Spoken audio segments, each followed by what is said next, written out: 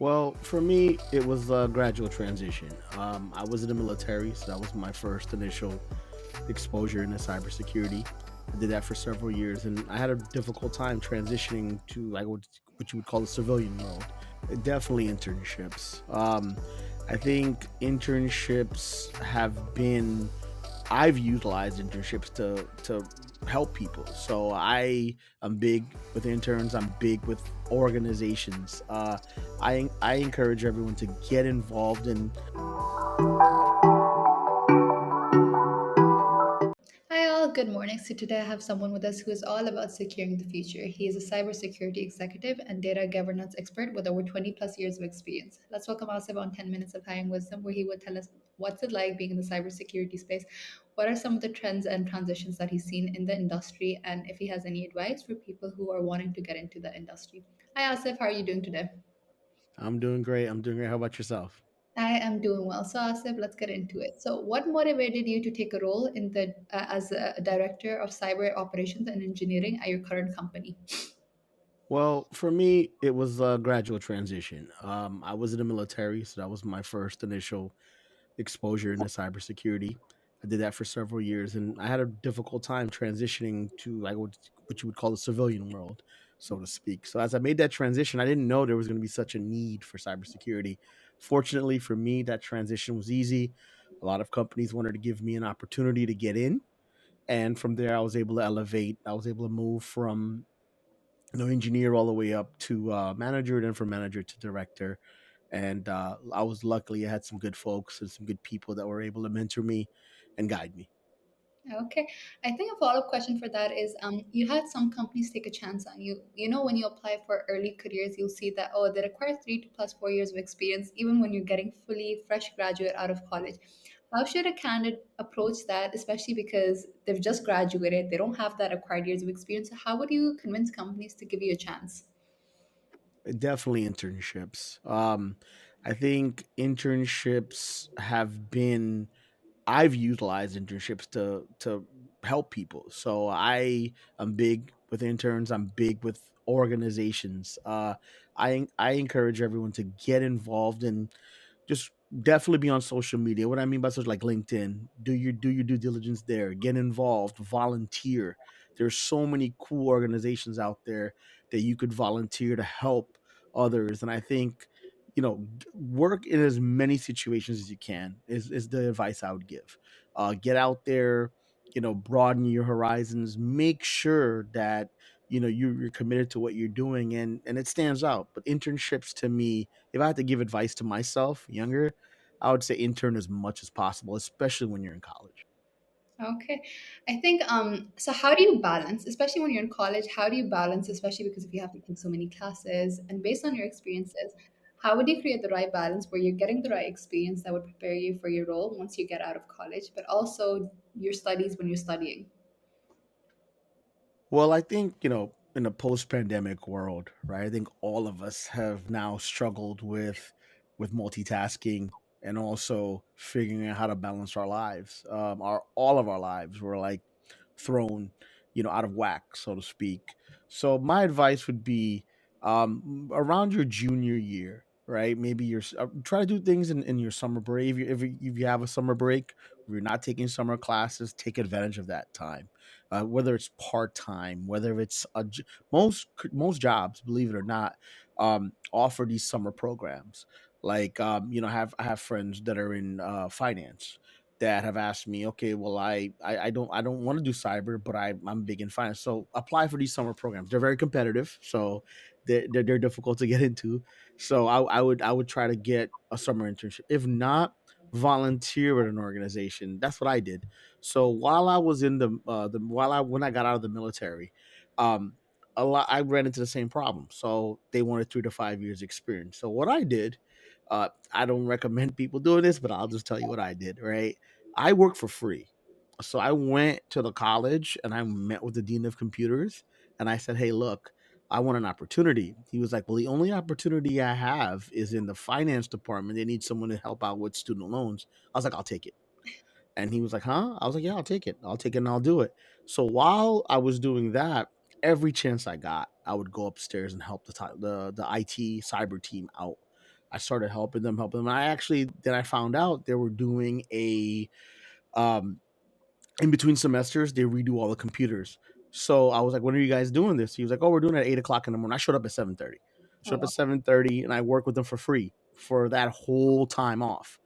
After like the last day, they were handing out checks, and they didn't have one for me. So they were like, "Wow, how come you?" I was like, "I work for free." The dean was like, "I can't believe this." So he goes, "Come to my office Monday." And then he goes, "I'm taking you out of the finance team and I'm putting you on the IT team, on IT cyber team, and you could be our intern there." So sometimes it's unconventional, but I will say this: organizations value work ethic. That's one of the reasons why a lot of companies have hired me to hire veterans, to bring in veterans, because they know you're disciplined, they know you're committed. And if you could show that commitment, you don't have to be a veteran to show commitment. You don't have to be a veteran to show up on time. You don't have to be, you just have to show that you're committed to something, and That is, that I stands think out. that is wonderful. Specifically, when you're passionate about something, sometimes you have to go the unconventional route, and sometimes you have to take that chance. So that is absolutely inspiring. Specifically, how you showed up before your time, and then your work showed for itself. That you didn't have to say anything because you were putting in the extra hours, the extra commitment. The manager realized that, and it worked out for you. So kudos to you. So thank you so much for sharing that, Asif. Asif, my next question for you would be is because you've been in the leadership position for quite a while, in your experience, what qualities do you believe are crucial for a leader in the field of cybersecurity and data governance? Definitely number one, integrity. Be a person of your word. If you're saying you're going to do something, definitely do it. Um, in the job market today, and in the world we live in, sometimes we're there's a lot of glamour and glitz, meaning that a new job will come along with more money per se, or more vacation, or unlimited PT. Like they have all these things, right? So I think what makes a candidate stand out is being a person of their word. If they say they're going to do something, do it. Another thing I would say is show up on time. What I mean by that, if you have a Zoom call or you have something, try to be on time. Even if you're not, if you're not, at least make that effort, right? So I would say those two things would definitely stand out for a new candidate. Another thing is, if you want to go that extra mile, try to read up on the company like you're working on. So say even if you work in cybersecurity, but you see Q4, if you're working for a manufacturing company or you're working for a finance company, see how they did in Q4. Understand the business that you're in. Even if your day to day doesn't uh doesn't actually deal with that, you having an idea of the company's outlook, where they're investing more money in, and how that impacts your department, that would take you such a long way. In fact, they would want to put you probably in a leadership program if you did that, just because you're showing that extra initiative to that business, to that company. So those types of things, those are three things off the top of my head that I would I recommend think to although anyone. they might seem some things that people often think about, when people actually implement them, the results speak for themselves. So that is definitely very useful. So thank you for sharing that. My next question for you would be is with over 20 plus years of experience in the cybersecurity space, what trends or changes have you seen in the cybersecurity space? We've seen so many different things happen in the past 3 years. So can you elaborate a little more on that based on your experience? Sure, sure. So I'm just gonna hit the hottest thing that everyone's talking about right now, and that's AI. AI is like revolutionizing cybersecurity, just because this emphasis on making things faster, quicker, productivity. Being so, I think AI right now is quite possibly the biggest shift in the fastest amount of time. It's always been there. It's been around in the background working, but now it's predominantly like huge. Like just this whole Chat GPT Microsoft situation that's happened over the last couple days. So that right now is probably the hottest topic in cybersecurity right now. It's not only from what it's going to do to the industry, but also like where a potential candidate who wants to get into cybersecurity needs to be more aware. Senior leaders like myself and others are trying to, calm our C levels or our risk committees that we have, or our committees that we speak to regulators and all that. That regulation hasn't caught up to AI yet.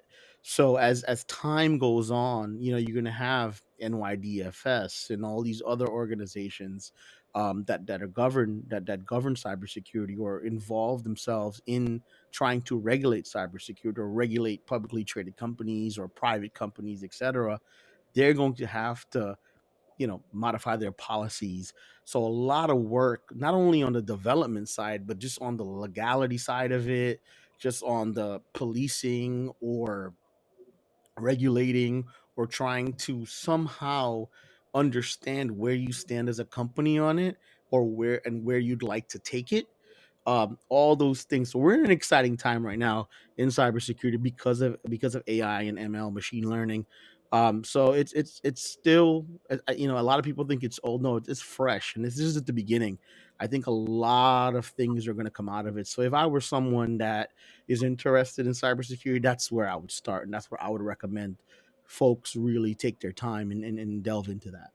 I think that brings me to a follow up question. For you to really be aware, you really need to constantly be up to date regarding different trends, regarding different transitions, such as AI, ChatGPT. So we've seen there's a recent trend of saturation of so much information flowing from left towards right, and there's so much information that's accessible. So, as an individual who's in the cybersecurity space, how do you find the information that would give you the best information that would keep you much more up to date with knowledge? Well, reputable sources. I know that's. See, the fortunate thing for me is I work for organizations that invest in threat intelligence, meaning that they invest money in individuals like myself, my team, folks that I work with, um, that they vet that. So I've been fortunate. So threat intelligence is huge. What I mean for by that is, whether it's law enforcement channels, whether that's you know c- uh, information that's potentially viable to the organizations that I've worked with, they've invested money into vetting that information.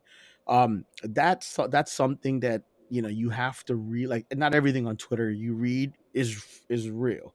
Not everything you read on any social media is real. So I think finding out the source, actually verifying that that source is actually either an industry expert or they're not. You can't say verified anymore because anyone can get a blue check, right? So it's almost like you have to vet the source of that information and see who can corroborate that information. So in this day and age, reputable source is a funny thing because misinformation is rampant.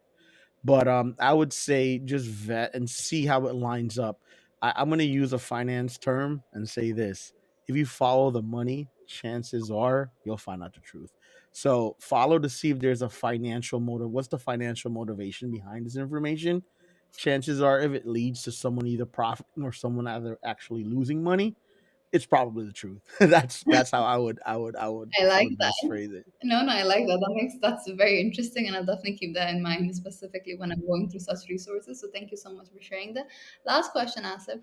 So can you share a specific success story or a challenge that you specifically faced when enhancing security while maintaining operational efficiency? I think that's a daily struggle. I think in this day and age, I think that's something that we constantly deal with in cybersecurity, meaning that uh you have the business that is required to stay up. If you're not up, you're not profiting. So uptime and availability is key to all businesses, right? Just being available for your customers. However, you want to be available, but you also want to make sure that as you're conducting business, that data that you have, that customer's information, whether it's financial, whether it's private information, whatever it may be, is secured. And whether it's in transit, whether it's in rest, whether it's being used, where it's stored, how it's being stored. So this is a constant struggle on a day to day basis. I think the best thing you can do is to find that happy medium, because the only way to fully truly secure something, I hate to say it, if someone were to ask me how would I want to 100% secure a system, I just turn it off. But in this day and age in business, you can't do that. So you have to find that happy medium. Meaning, and here's where partnerships. You have to partner with your business owners. Find out like where your critical business processes are. What could we do with? What could we do without? Where could we tighten? Where is our critical information? So finding out those things and working and partnering with whichever organization you're with, those that senior leadership team and figuring out like, okay, what can we afford to go down if, God forbid, uh, another COVID happens, or another, maybe, catastrophe happens and our data center gets wiped out, or an outage happens in the cloud. If that were to happen, and in this scenario, what would be the first thing that we need to bring back up? So determining what's critical business functionality, what's critical to the organization's success, and partnering and educating yourself by working with senior leadership. I think having those conversations, and it will never happen to us. I think if 10 years ago someone brought up the word pandemic, people were like, that's never going to happen. Yeah, but one of the good things I would say that came out of that is that those scenarios that we always thought could never happen, because it did happen, it allows us to at least breach that subject and to actually have meaningful conversations. So, tabletop exercises, discovering where data is, discovering where critical resources are, coming up with a plan and working as a team, because one person can't do it. It needs to be a organizational commitment. I think convincing and working with senior level, that senior level, that C level, that C suite, and bridging those gaps and partnering with everyone.